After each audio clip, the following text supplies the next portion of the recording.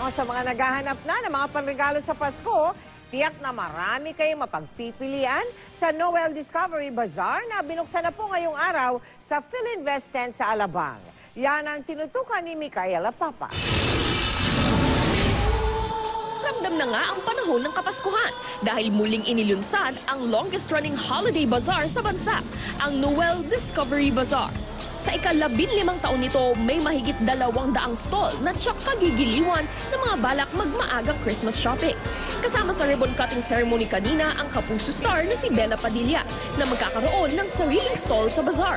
We started with just one beneficiary in year 1, and now on our 15th year we are helping out 7 organizations. Even if you're giving something, it's coming and helping pa other grades. So it's a gift that gives. Pati yung local sellers, syempre they don't have mga pwesto sa mall, they don't have like proper businesses to put out their products. So it's nice that we get to help out.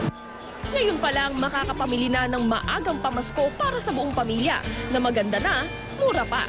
Si Daddy pwedeng itago ang lahat ng kable at charger sa gadget organizer na ito. Ang mga una na ito pwede namang regalo kay Mommy.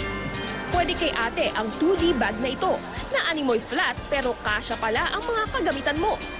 Kay Bunso naman, perfect ang umiilaw na unan o di kaya Dino backpack na nagiging playmat.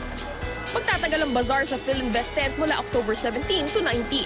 Pagkatapos nito, lilipat naman ang Noel Bazaar sa World Trade Center sa Pasay sa November 14 to 30, kung saan tampok ang Tom Rodriguez at Carla Abellana Celebrity Ukay-Ukay.